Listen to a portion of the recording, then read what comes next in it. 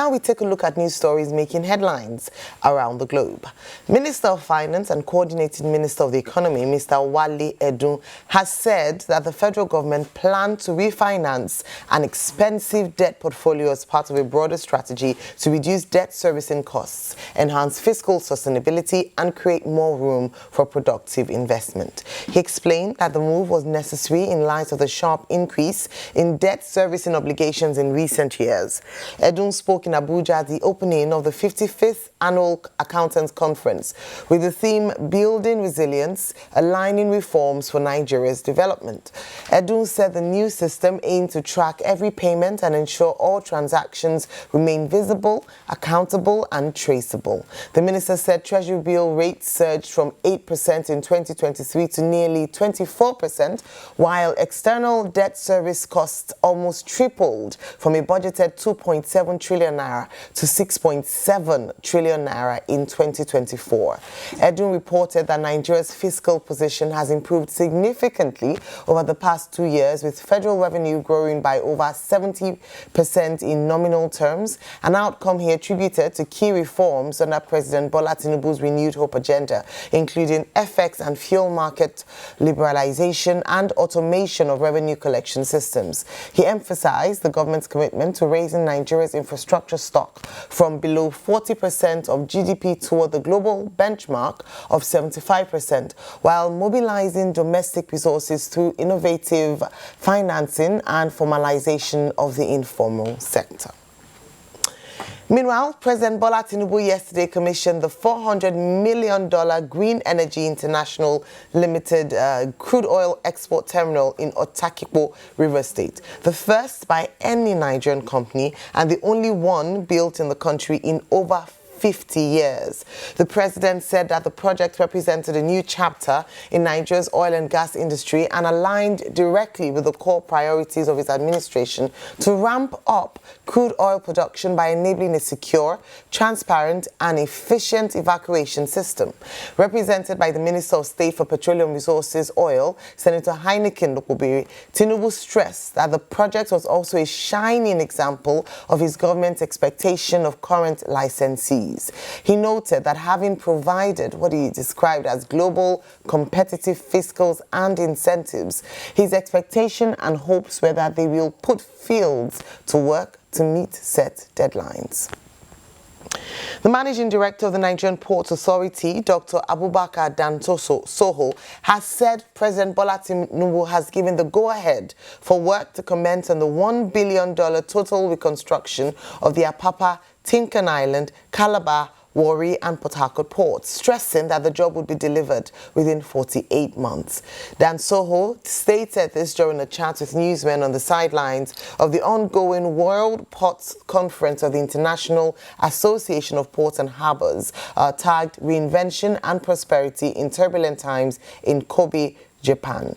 Dansoho said rehabilitation works are expected to commence in the first quarter of 2026, following extensive engineering, environmental, and design studies. He said the port reconstruction was part of the federal government's plan to modernize Nigeria's seaport infrastructure, attract foreign investment, and reposition the maritime sector for competitiveness in the global logistics chain.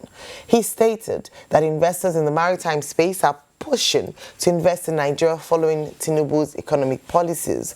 While applauding the Minister of Marine and Blue Economy, Adegboyega Oyetola, for his drive and support, he said the government sees the maritime sector as a key driver of its $1 trillion economy ambition.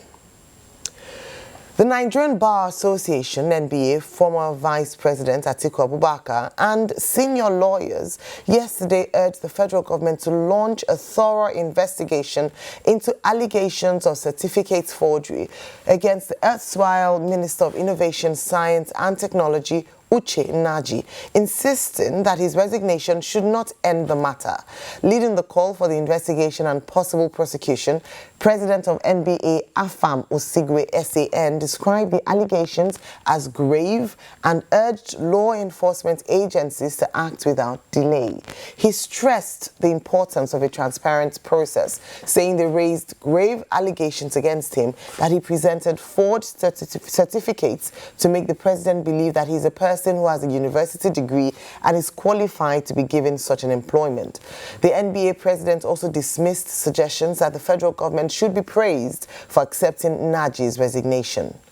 Also, the former vice president questioned why the former governor of Kaduna State, Malam El-Rufai, would be disqualified by the DSS for security reasons, and Nnaji, who forged his academic certificate, would pass the scrutiny of the DSS.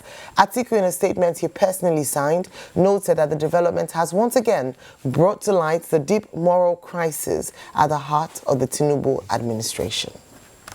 Right, a number of stories to get through this morning to hopefully detail, analyze this morning. Rufai, I'll start with you. From the ports to Nnaji again in the news. I don't think you'll be going away anytime soon. Okay, so a couple of things. President Tinubu's administration has called some wins in some areas. They've been able to ramp up revenue, which is good.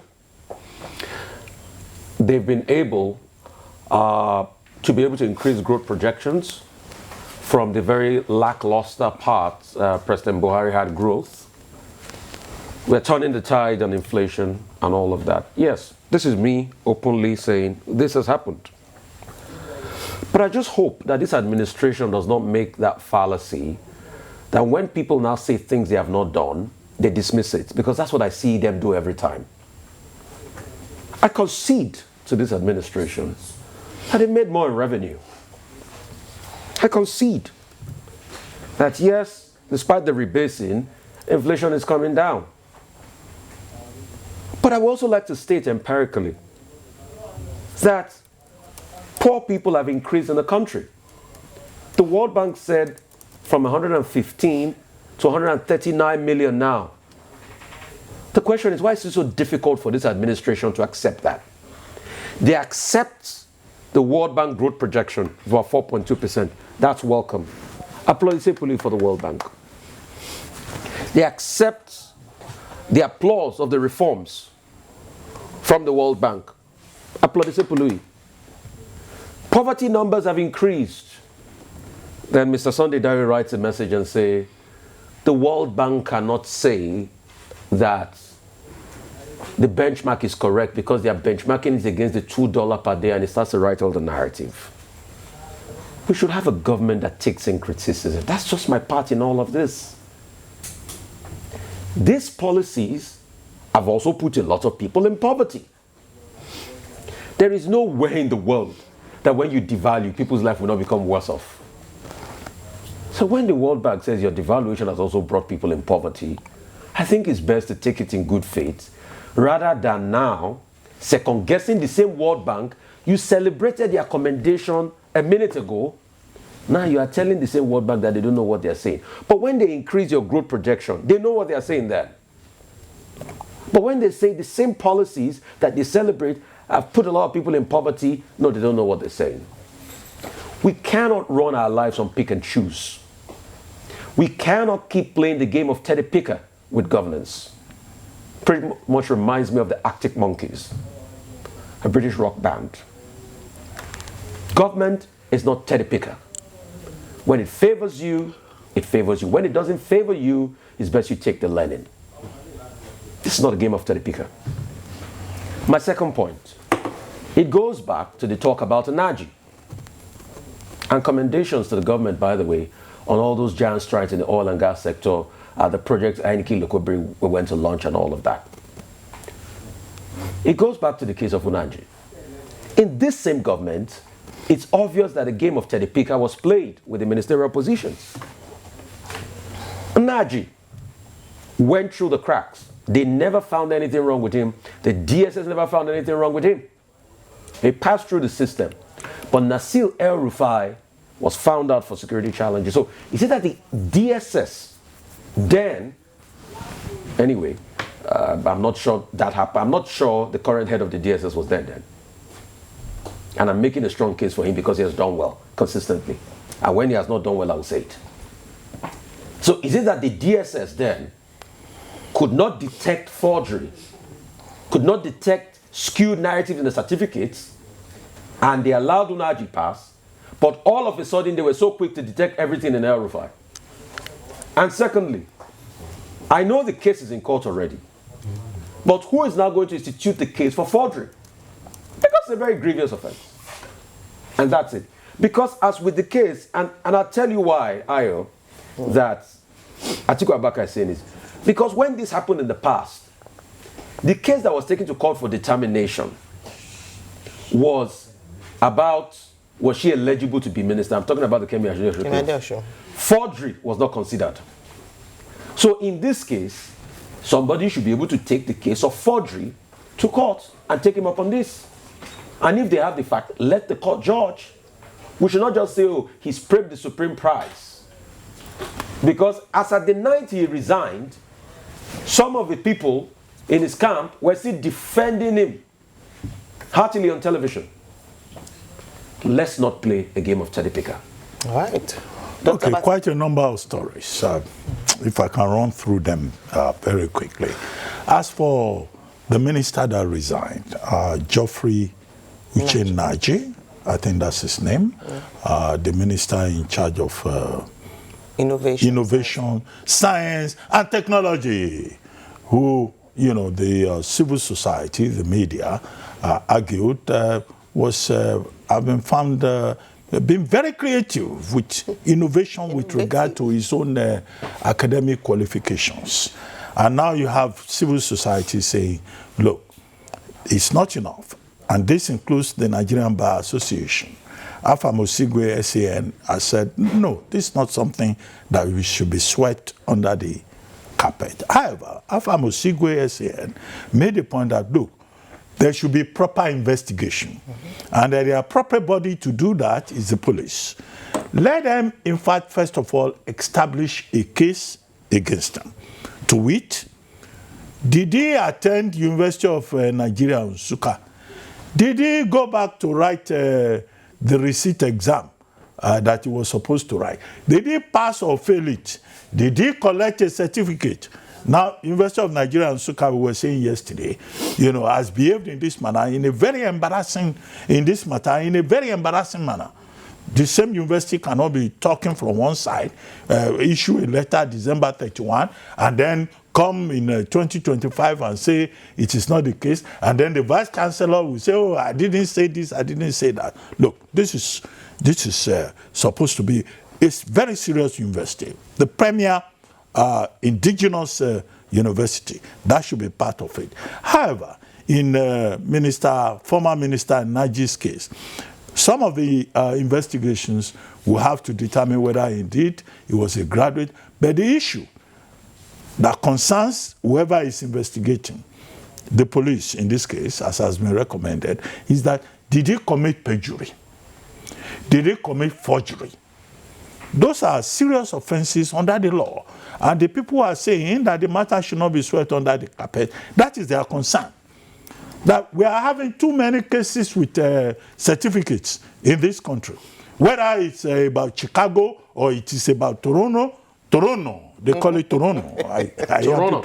I hear people telling me, we call it in our village Toronto. When I speak to people in Canada, they say Toronto. Anyway, that's it. That's just a side thing. You know, so the thing is, the integrity of people who lead us. Yeah. And I've made the point here that you don't need a degree to be president of Nigeria. We have had people here, you know, leading Nigeria who did not even have a primary school certificate. They had to go and conjure it up. But within the Constitution, Section 138, if you can speak English, you can lead all of us, over 200 million of us. And that's why, you know, the more educated you are, the more shabbily you are treated by people, you know, in this country. But it doesn't matter. You can have people who do not have degrees and who are well placed. After all, Mark Zuckerberg dropped out of school, but is not lying about it, you know, and so many other persons like that? What is the degree of the man in charge of Berkshire Hathaway? And he's doing very well. What is the qualification of Sam Altman? The thing is that people should not lie. And that's why, there are issues about perjury and forgery. But there should be proper investigation, and there should be, a proper establishment of the fact about whether the man himself resigned or he was pushed. So was he pushed or did he jump? But whatever it is, there must be a lesson here for all the people in Nigeria who claim to be what they are not when they go into politics. Please, the simple point is that in the Constitution of Nigeria, you don't need a degree to be anything in this country. The Constitution itself allows you to be a complete illiterate. But if you can speak English, if you attended one course, even if it is organized, a training course, and they give you one certificate, you are fine. But you will have the people of Nigeria to deal with in terms of how you govern them or you lead them. So leadership recruitment process, in my view, should be the major focus area. As for former Minister Nnaji, yes, the police can do their work, but this is Nigeria. If you push it further, they will say, after all, he has resigned. People should leave him alone. It is youthful exuberance that caused this. Do you even know whether he passed the receipt and one man from another ethnic group was victimizing him? But whatever it is, it's just about the key thing for me, about lessons to be learned. Very quickly, Minister Edun made all the right statements about, debt servicing, about generating revenue, about ensuring that Nigeria meets its obligations. All those are very plain, professional things to say. However, I think there should be emphasis on productivity in this economy. Who, like the coordinating minister of the economy and the other persons involved in that law, to focus on productivity. This economy is not productive enough. Nigeria is a very gifted country. We have the people, we have the resources, we have everything. Can the administration ensure that there is a more, more attention is paid to productivity? If there is productivity, which is something that Mr. Peter Obi talks about all the time, when he says borrowing is not the problem, but what do you do with the borrowing? How productive is this economy? That's the message for Mr. Wale Edun. But all the things he said, you cannot fault it. Now, let them take along with that the statement by the World Bank yesterday under the Nigerian Development Update, NDU. Now, the World Bank, I've always said, whether it's the World Bank or IMF, these are diplomatic institutions. They will praise you to high heavens, but they will find a way of also drawing your attention to your problems. And that was why the World Bank was saying, yes, strong fiscal reform, the government is doing well with regard to reform. We have had that again and again. But again, in that Nigeria Development Update, they made a number of points about rising food inflation. They made a point about fiscal transparency and accountability, that the Tinubu government needs to pay attention to that. They also made the point about the need for social protection. What do they call it again? Conditional cash transfer. Just to make sure that the people of Nigeria are well treated and they are placed in a good place. So they repeated the same critical points that they have always made. That is what Minister Edun should pay attention to. Yeah. FTSE Russell, I think there's a group called like that, a rating agency, says that in fact they are considering the reclassification of Nigeria, from an unclassified market to a frontier market. In other words, you find all these rating agencies, international agencies, recognizing that, okay, something is changing for good in Nigeria. But they are also saying, look, these are gray areas that you have to pay attention to. I would like, government to talk more about that. how you and I can, you know, enjoy this country better. Okay, you are still young. I'm growing old. So that when I become a grandfather, I will say, oh, a proper foundation was laid for my old age. Now, as for the export terminal, we're told that this is the first time in 50 years that Nigeria is having its indigenous export terminal in a place called, is it Atiku in Rivers State. I think that's good news, and we congratulate the government. We congratulate all the persons involved, but we congratulate also particularly Professor Anthony Adebulugbe of GEIL, whose you know, company is in charge of this latest development in Nigeria. And he said, look, we can do 750,000 barrels of crude per day. We can scale up to 1 million. In fact, in due course, we can do 3 million. And Mr. Komolafe, Engineer Komolafe of the Upstream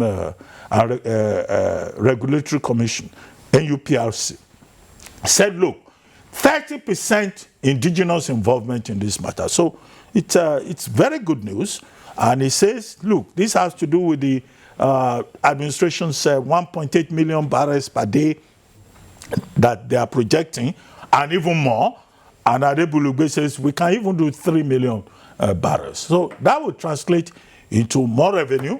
It will translate into more jobs for Nigerians. And then it will raise the basic question about crude oil theft, which I say is a sore point that has not been properly addressed, either by the NUPRC or the government itself. But it's something that we can commend to say that it's very good. Finally, very briefly, is it the Ports Authority saying they are going to spend about $1 billion to reconstruct the ports? The Apapa port was mentioned. The Warri port was mentioned. I think Port Harcourt, right? Yes, Port Harcourt port. Yeah, 3 ports terminals. Now, these are shallow ports. The drafts in all these our ports do not meet international standards. So if they say they are going to do $1 billion in 48 months to fix those ports, we will say yes. It sounds good to hear it. But would they be able to do it? Would they deliver in 48 months? But, you know, their ambition has been expressed. And truly, it is important to make sure that our ports, whether it's the one in Apapa or the one in Warri or the one in Port Harcourt, that they meet international standards. So I take it that the Tinubu administration is expressing, you know, an aspiration in that particular regard. But we will wait and see. It is only when they keep their promise that we can say, oh, okay, good news, we had, and they have achieved it. But to promise us a rhetoric and not deliver, that will be the problem. But these ports are not useful. That's why there is traffic in Apapa. And Joseph Ushiagale will tell you that since he has been working his entire life, well, okay, he had some other forays. In this day at Apapa, that problem has always been there.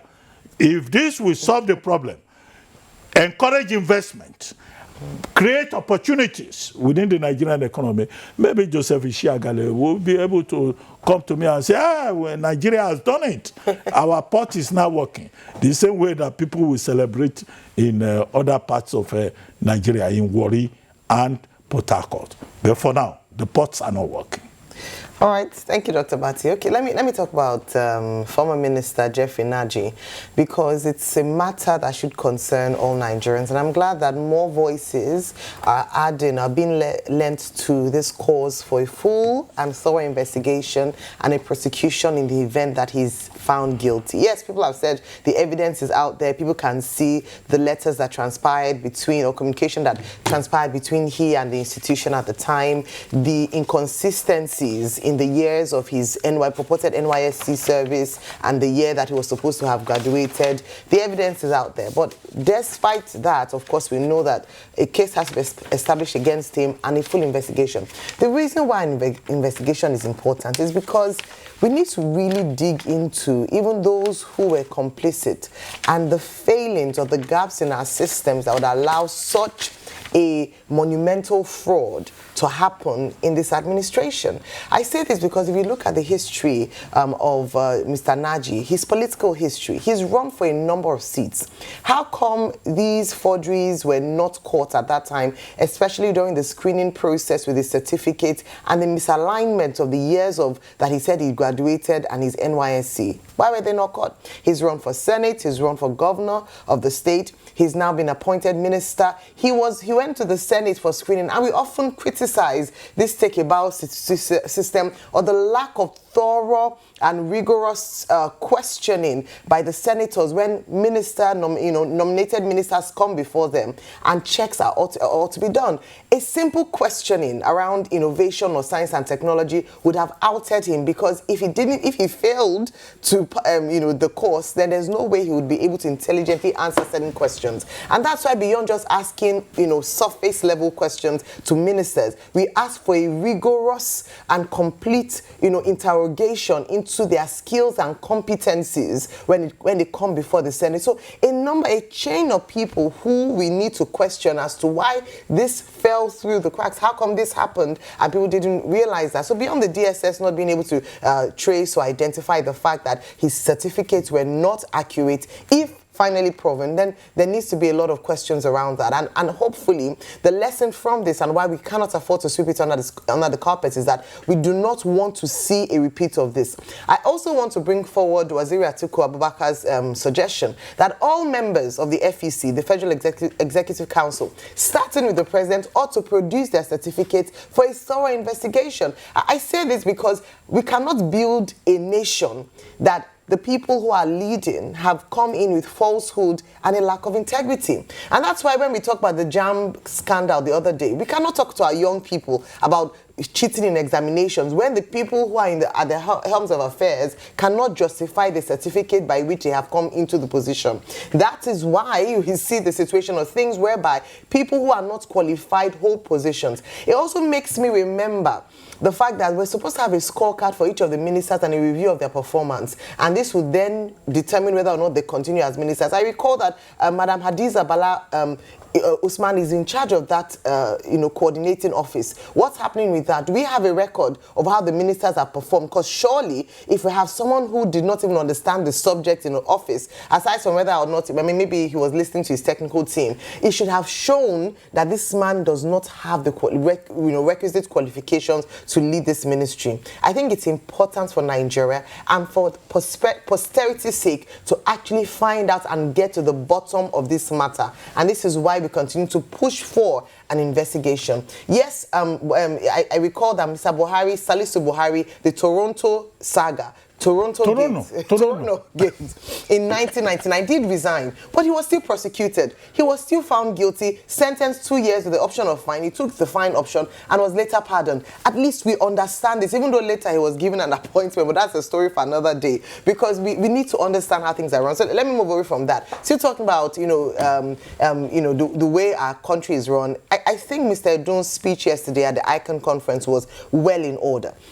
He talked about the introduction of the federal billing system, and this is also a part of government's efforts to track payments for goods and services in the system. In fact, he said a lot of money, government money, is outside the CBN, and part of what they're trying to do is to ensure that the e-invoices with the tax office aligns, and we're able to hopefully mop up monies that are paid but not used for what they are paid for, or invoices are properly taxed that comes back into the system happens. And when we hear things like that, it's a good move and a good direction in terms of transparency and accountability for Nigerians, especially with the resources and revenues that have come. He also made a salient point that the allocations based on the increased revenue, allocations made to state government have increased by 111%. We keep asking on this table, we need to dig deeper into our state, state government and local government. Since we've been talking about better revenue, the boom in this administration, how state governors are getting more allocation, what are they using the monies for? There are some states that you cannot see any improvement in the area of improvement, infrastructure, what the governors are doing with the money. We need to take, yes, we're focusing on the federal, but we also need to take a closer look at the state governments and the local governments and how money that is being allocated to them is being spent. In the interest of transparency, I think it's important that we hold our state governors to more accountable. What are they doing with education? What are they doing with, with the civil service? What are they doing with healthcare, primary healthcare especially? These are some of the things that we need to, probe even deeper when it comes to administration and governance. But I believe just before you go, yes. Nigerians have started. What did they say? Some of them are saying Nnaji should not be prosecuted, whether it's called perjury or forgery. Because after all, Kemi Adeosun, who also had a certificate issue, NYSC. Nobody prosecuted her. She's Yoruba. Why do you want to prosecute an Igbo man? This is Nigeria for you. But I cited the example of Salisu Buhari. So because one administration failed to do their duty, we should not use that as a yardstick. No, I'm just saying this is Nigeria because people are saying, what are you people saying? Soon the whole now it's the turn of an Igbo man. You are saying he should be prosecuted. It's not by... Okay, but let us probe all the certificates of FEC members and anyone who is found of everybody. Guilty. Yes, anyone who is found guilty should be prosecuted. This is what you said, all of FEC members. No, not all of FEC members. Why? All people sitting there don't say. Why?